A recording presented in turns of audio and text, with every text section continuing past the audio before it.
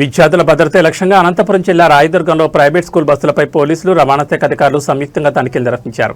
Rural CA Venkataramana, motor vehicle inspector Viswanatha Reddy ఆధ్వర్యంలో బస్సుల fitness రికార్డులు, ఫస్ట్ ఎయిడ్ కిట్, అత్యవసర ద్వారం, అగ్నిమాపక పరికరాలు, సీటింగ్ సామర్థ్యం తదితర అంశాలను పరిశీలించారు.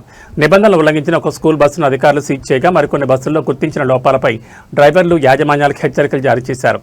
విద్యార్థుల రవాణాలో భద్రతా నిబంధనలు తప్పనిసరిగా పాటించాలని, ఉల్లంఘిస్తే చట్టపరమైన చర్యలు తీసుకుంటామని అధికారులు స్పష్టం చేశారు.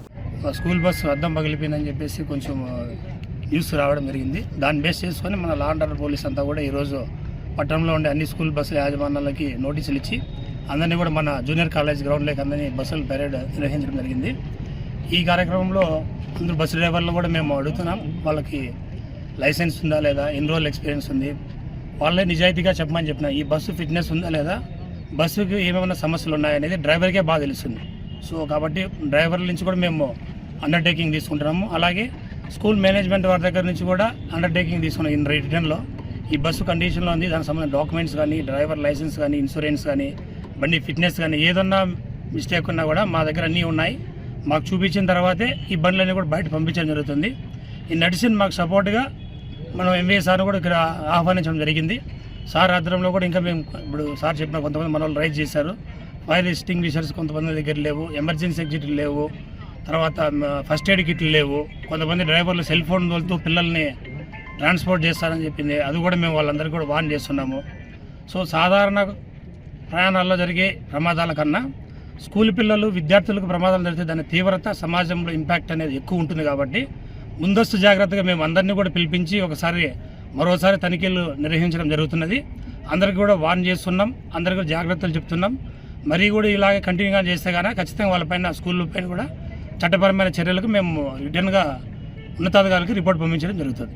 సార్, అధిక లోడ్తో వెళ్తున్నాయి పిల్లలు. 50 మంది పర్మిషన్ ఉంటే దాదాపు 70 మంది, 80 మంది దాకా కూడా పిల్లలు వెళ్తున్నటువంటి పరిస్థితి కల్లారా కనిపిస్తుంది చాలా చోట్ల. అట్లాంటి వాళ్ళకి మీరు ఏమి హెచ్చరిక చేయదలుచుకున్నారు? సో మీరు చెప్పింది వాస్తవంగా ఉండొచ్చు. మేమైతే పోలీసులు పిల్లల గురించి, అధిక లోడ్ గురించి మేము స్కూల్ పిల్లలు కాబట్టి జనరల్గా దాన్ని కూడా మేము ఇప్పటి నుంచి మాత్రం ఖచ్చితంగా అప్పుడప్పుడు ముందుగా వచ్చే వాళ్ళు మాత్రం స్కూల్లో ఆపి కూడా మేము కౌంట్ కూడా చేసి, వీడియోగ్రాఫ్ చేసి దానిపైన కూడా రిపోర్ట్ పంపిస్తాం. యాక్చువల్గా లాస్ట్ వీక్ నుంచి, అంటే లాస్ట్ మండే నుంచి కూడాను ఆల్మోస్ట్ వెహికల్స్ చెకింగ్ చేయడం జరుగుతూ ఉంది. దాంట్లో మేమేం చేస్తున్నామంటే, లాస్ట్ వీక్ వచ్చిన కంప్లైంట్ ఏంటంటే ఓవర్లోడింగ్ ఆఫ్ స్కూల్ బస్సెస్ అనేది కంప్లైంట్ వచ్చిన మాట వాస్తవము. దాని మీద మేము లాస్ట్ వీక్ నుంచి తనిఖీలు నిర్వహిస్తూ ఉన్నాము. ఈ వారం కూడా అది కంటిన్యూ అవుతుంది. మీరు అన్నట్టుగా ఎక్కడైతే కొన్ని బస్సులు మిస్ అయిన మాట వాస్తవం. ఎందుకంటే అన్ని బస్సులు ఒకేసారి ఒకే రోజు చూడాలంటే సాధ్యపడదు. ఒక్కొక్క రోజు ఒక్కొక్క బస్సు వస్తుంది, ఒక్కొక్క రోజు రాదు.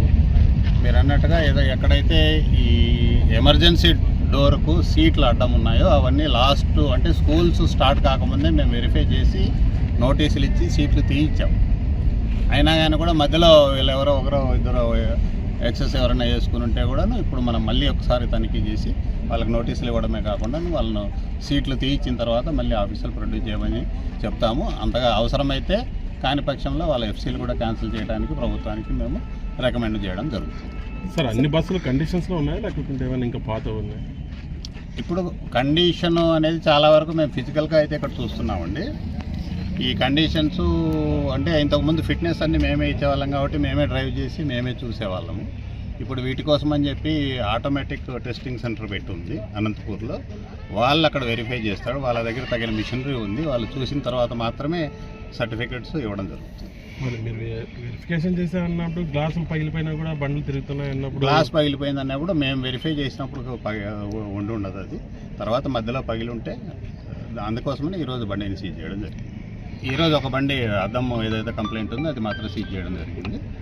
ఇంకా ఈ వారం అంతా కూడా తనిఖీలు మేము నిర్వహించడం జరుగుతుంది.